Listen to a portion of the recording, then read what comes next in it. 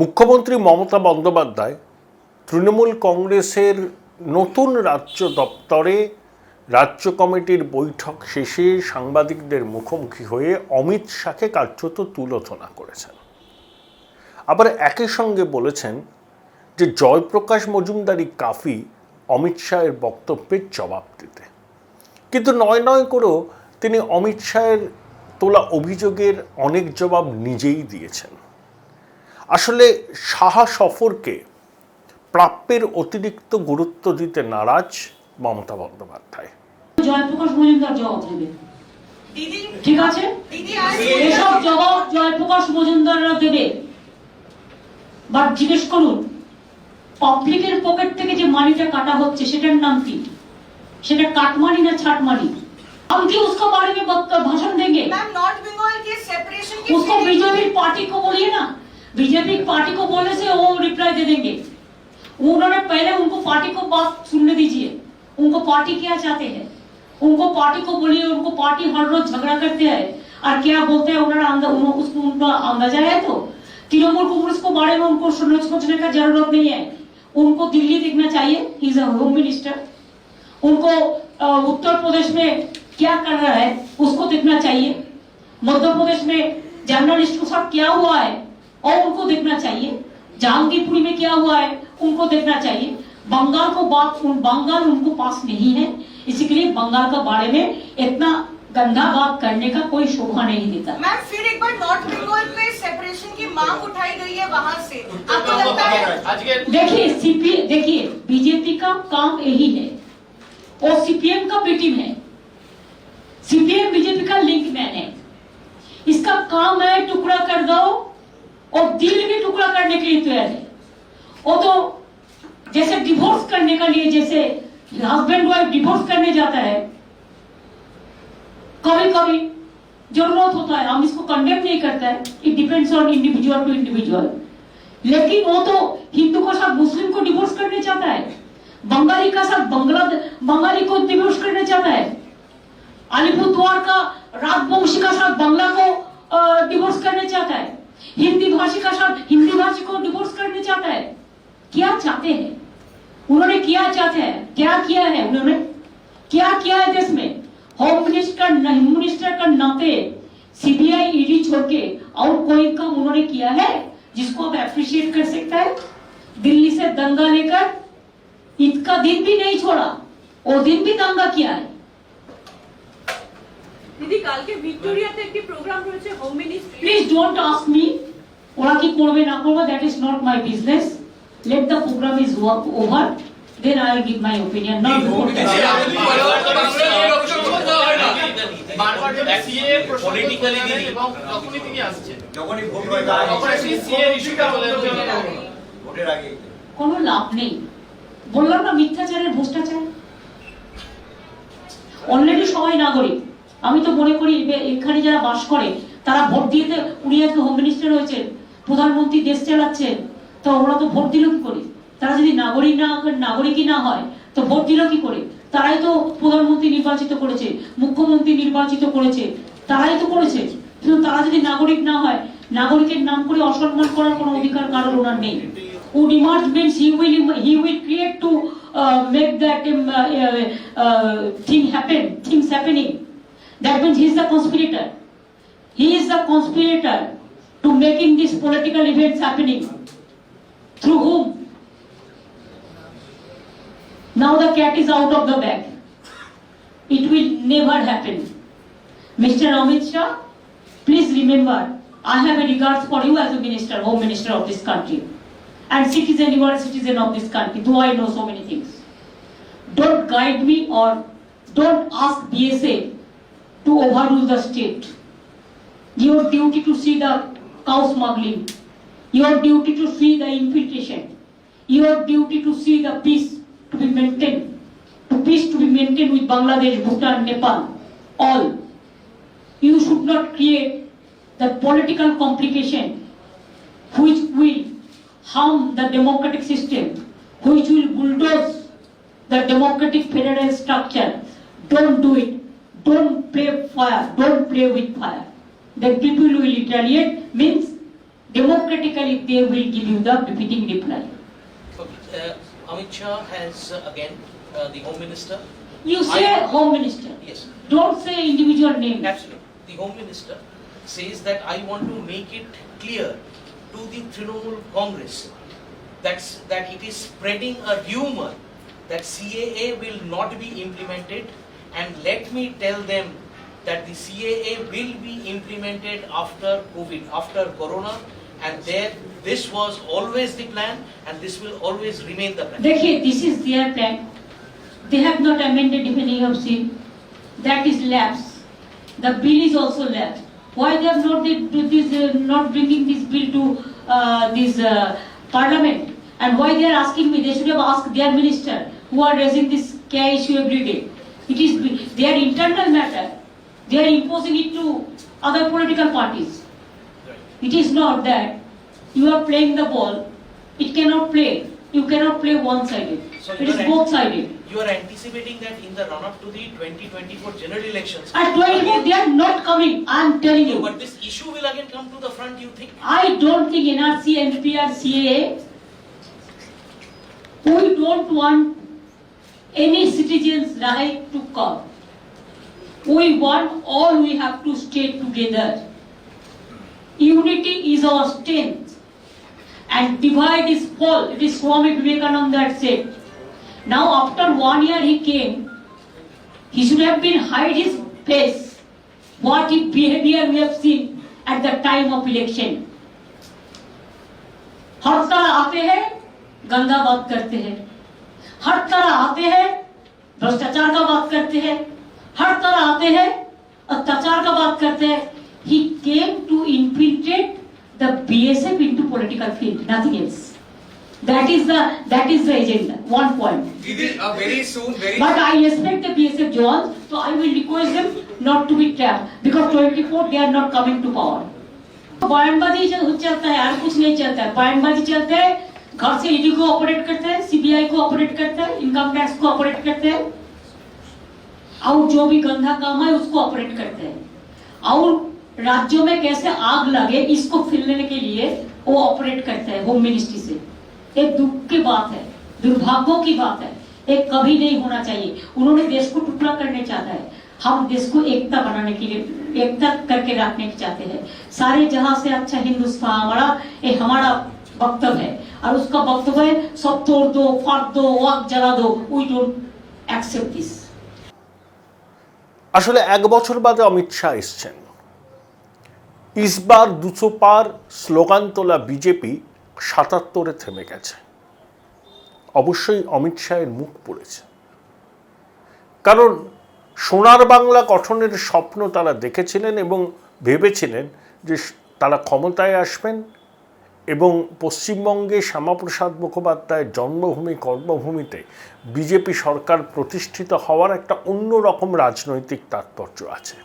সেটা কিন্তু হয়নি, যদিও 3 থেকে বিজেপি 77-এ পৌঁছেছে, 38% মানুষের আশীর্বাদ পেয়েছে।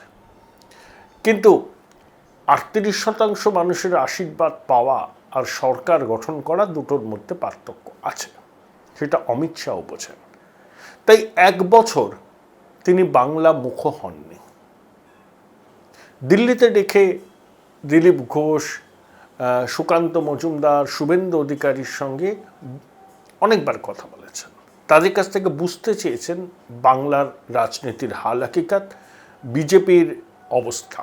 কিন্তু এবার তিনি নিজেই এলেন, সরকারি কর্মসূচির ফাঁকে দলীয় জনসভাতেও ভাষণ দিয়েছেন।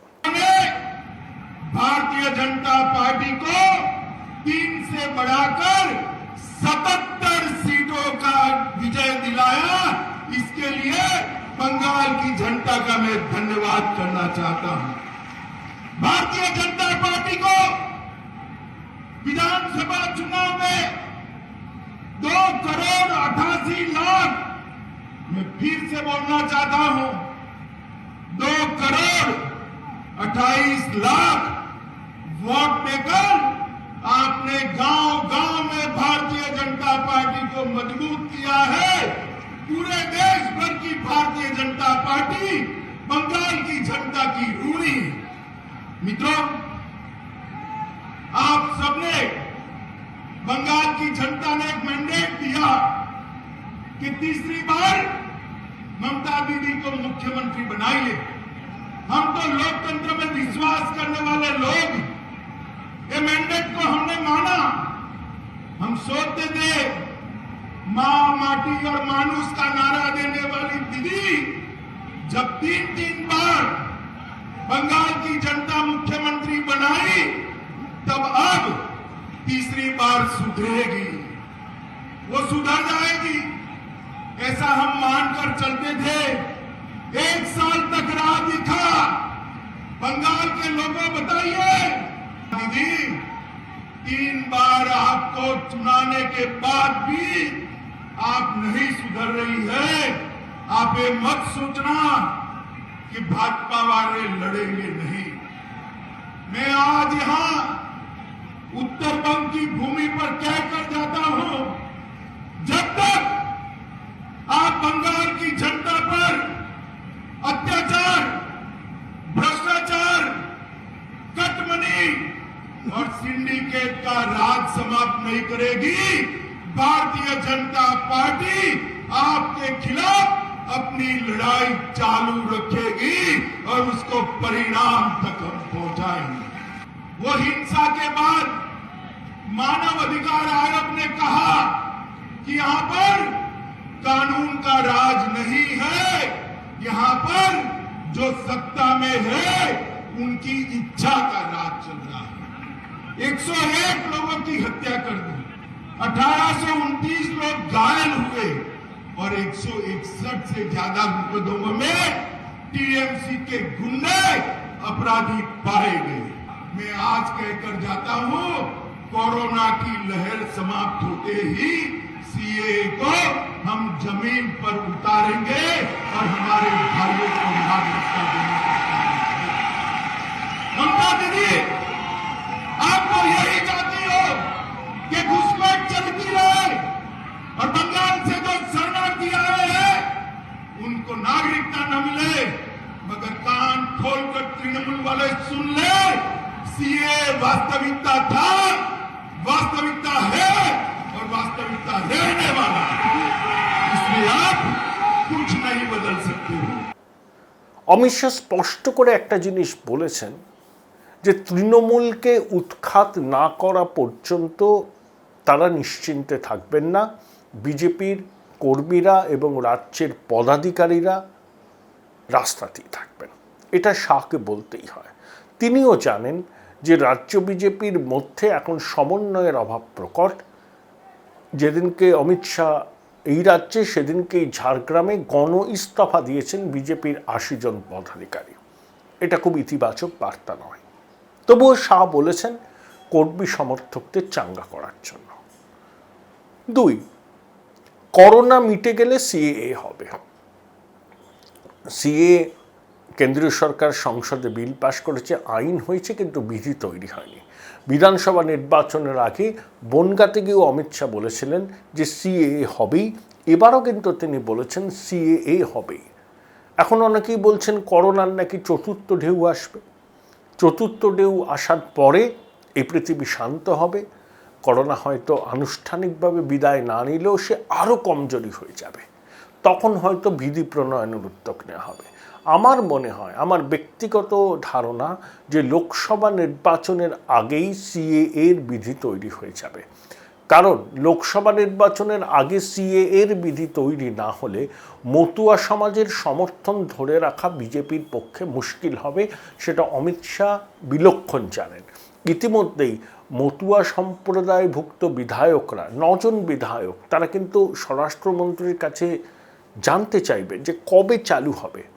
ক্ষোভের জ্বালামুখ যাতে না খুলে যায় সেই জন্য শাহ বলে দিয়েছেন যে করোনা মিটলেই সিএএর বিধি চালু হবে। আমার মনে হয় লোকসভা নির্বাচনে 6-7 মাস আগে সিএএর বিধি চালু হবে, যাতে মতুয়া সম্প্রদায়ের সমর্থনটা নিজেদের দিকে টেনে আনা যায় এবং সেটা অটুট থাকে। এবং 2019 লোকসভায় বিজেপি এই রাজ্যে যা ফলাফল করেছিল তাতে উত্তরবঙ্গের বিরাট অবদান ছিল এবং একই সঙ্গে মতুয়া সম্প্রদায়ের মানুষের সমর্থনও বিজেপি পেয়েছিল। সেই সমর্থন তারা খোয়াতে চাইবে না। তাই আমার মনে হয় লোকসভা নির্বাচনের আগেই সিএএর বিধি প্রণয়ন হবে। উত্তরবঙ্গে কুচবিহারের অনন্ত মহারাজের সঙ্গেও কিন্তু শাহের বৈঠক। তিনি আসামে ছিলেন কিছুদিন আগে, তার নারায়ণী সেনাকে সিভিক পুলিশে অন্তর্ভুক্ত করার প্রতিশ্রুতি দিয়েছিলেন মমতা বন্দ্যোপাধ্যায়। রবীন্দ্রনাথ ঘোষ তাকে নিয়ে গেছিলেন মমতা বন্দ্যোপাধ্যায়ের কাছে। কিন্তু নির্বাচনের আগে অসমে হেমন্ত বিশ্ব শর্মার আসামে অনন্ত মহারাজ ছিলেন, তিনি খোলাখুলি বিজেপিকে সমর্থন করার নিদান দিয়েছিলেন বিধানসভায়। তার সুফল উত্তরবঙ্গে বিজেপি কিছুটা পেয়েছিল, যদিও 54টা আসনের মধ্যে তারা সম্ভবত 30টা পায়। সেটা সাংগঠনিক দুর্বলতার জন্য তাদের আসন সংখ্যা বাড়েনি। সেই অনন্ত মহারাজকে আবার বিজেপির ছাতার তলায় নিয়ে আসার যে উদ্যোগ নিয়েছেন, তাতে কিন্তু উত্তরবঙ্গে রাজবংশী সম্প্রদায়ের অনন্ত মহারাজের অনুগামী যারা আছেন সেই সমস্ত মানুষের সমর্থন বিজেপি পেতে পারে। দেখুন, শাহ সফরের মধ্যেই সেখানে ওখানকার বিধায়করা আনন্দদেব বর্মন, মাটিগাড়া নকশালবাড়ি, আমাদের শঙ্কর ঘোষ, আমাদের শিখা চট্টোপাধ্যায় প্রমুখ বিধায়করা বঞ্চিত উত্তরবঙ্গের কথা বলছেন, যে আলাদা রাজ্যের দাবি করছেন, যে উত্তরপ্রদেশ থেকে উত্তরাখণ্ড হতে পারে, বিহার থেকে ভেঙে ঝাড়খণ্ড হতে পারে, তাহলে পশ্চিমবঙ্গ ভেঙে কেন উত্তরবঙ্গ আলাদা রাজ্য হবে না? অমিত শাহ অবশ্য এসব নিয়ে কিছু বলেননি, কিন্তু তার সভার আগে, মানে তার বক্তব্যের আগে বিজেপির বিধায়করা নেতারা যে বক্তব্যগুলো রেখেছেন, তাতে কিন্তু স্পষ্ট তারা রাজ্য ভাগের বিষয়টাকে সামনে নিয়ে নির্বাচনে যাবেন। অবশ্যই উত্তরবঙ্গের মানুষ দীর্ঘদিন ধরে অভিযোগ করেন তারা বঞ্চনার শিকার। অমিত শাহ যদিও আলাদা রাজ্যের কথা না বললেও বিজেপির যে সমস্ত নেতা কর্মীরা মঞ্চে আলাদা রাজ্যের দাবি তুলছিলেন বৃহস্পতিবার শাহের জনসভায়, অমিত শাহ কিন্তু তাদের বক্তব্যকে খণ্ডন করেন, তিনি কিছু বলেননি, এই বিষয়ে একটা শব্দ উচ্চারণ করেননি, কিন্তু একবারও বলেননি যে না, অখণ্ড পশ্চিমবঙ্গই থাকবে। অর্থাৎ স্থানীয় নেতৃত্বকে, জনপ্রতিনিধিদের দিয়ে আলাদা উত্তরবঙ্গের দাবিটা প্রকাশ্য সবাই করে রাখলো বিজেপি। আবার দক্ষিণবঙ্গের মানুষের কথা ভেবে, বাঙালির আবেগের কথা ভেবে সর্বোচ্চ নেতৃত্ব মুখে কুলু পাটলেন। এটাই হচ্ছে বিজেপির ঘোষিত রাজনৈতিক অবস্থান। আর তোলাবাজি, সিন্ডিকেট, কয়লা, গরু পাচার নিয়ে অমিত শাহ নির্বাচনের আগেও যা বলেছেন, নির্বাচনের 1 বছর পরেও তাই বলছেন। কিন্তু তার এই সফরের একটা সবথেকে গুরুত্বপূর্ণ দিক যেটা আমার মনে হয়েছে, তার বক্তব্যের ঝাঁজ কিন্তু একই রকম আছে। অর্থাৎ বিনা যুদ্ধে নাহি দেব সূচক্রমে তিনি। বিজেপি জানে, আমি আগের বেশ কয়েকটি এপিসোডেও বলেছিলাম, 2024-এ তাদের এককভাবে সরকার গড়তে হলে বিহারে 40, ঝাড়খণ্ডে 14, উড়িষ্যায় 21, পশ্চিমবঙ্গে 42, আসামে 14 সহ উত্তর পূর্বে 21, মোট 138টি আসনের 60 থেকে 70% আসন জিততে হবে। সে কাজটা কিন্তু সহজ নয়।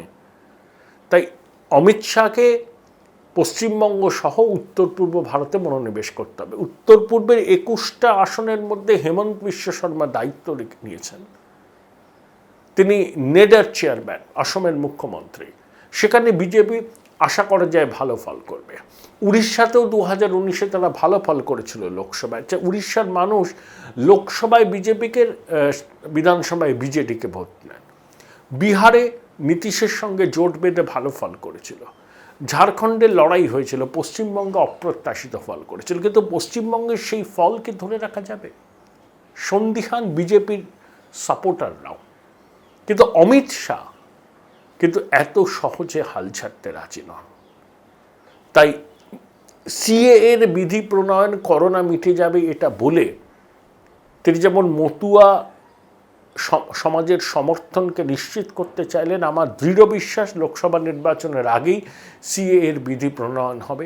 আবার উত্তরবঙ্গে গিয়ে সেখানকার মানুষের আবেগকে উস্কে দিয়ে সেখানকার স্থানীয় নেতা বিধায়করা আলাদা রাজ্যের দাবির কথা বললেও অমিত শাহ তার বিরোধিতা করেননি, মুখও খোলেননি। অর্থাৎ আবার অনন্ত মহারাজের সঙ্গে সম্পর্কটাকে পুনঃস্থাপন করে উত্তরবঙ্গের রাজবংশী সহ মানুষের সমর্থন নিশ্চিত করা এবং উত্তরবঙ্গে বিজেপি যে গতবার ভালো ফল করেছিল সেই ফলাফল যাতে করতে পারে সেজন্য উত্তরবঙ্গের মানুষের আবেগকে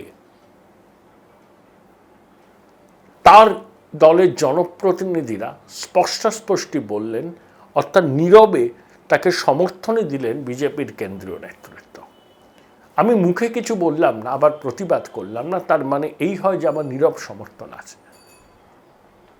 আমি যদি উত্তরবঙ্গ ভাগের বিরোধী হতাম তাহলে খোলা মঞ্চেই বলতাম যে অখণ্ড বঙ্গই থাকবে, কিন্তু আমি চুপ করে রইলাম। তার মানে এই যে এখানকার মানুষের আবেগ দাবি দাওয়াকে আমি সম্মান জানাই, কিন্তু বৃহত্তর রাজনৈতিক স্বার্থের কথা ভেবে আমি মুখ খুললাম না। আসলে বিজেপি ছোট রাজ্য গঠনের পক্ষে। ঝাড়খণ্ড যখন তৈরি হয়েছিল তখন কিন্তু কেন্দ্রে এনডিএ সরকারই ছিল, ছত্তিশগড়ের ক্ষেত্রেও তাই, যতদূর আমার মনে হচ্ছে। সুতরাং নীতিগতভাবে বিজেপি ছোট রাজ্য গঠনের পক্ষে। তাই উত্তরবঙ্গে 2019-এর ফলাফলের পুনরাবৃত্তি করতে হলে উত্তরবঙ্গের মানুষের আবেগকে, দাবি দাওয়াকে, চাহিদাকে বিজেপিকে সম্মান দিতে হবে। আবার মতুয়া জনগোষ্ঠীর সমর্থনকে টিকিয়ে রাখতে হলে যে কোনো মূল্যে নির্বাচনের আগে সিএএর বিধি প্রণয়ন করতে হবে। অমিত শাহ সেটাই খুব সুকৌশলে করার চেষ্টা করেছেন।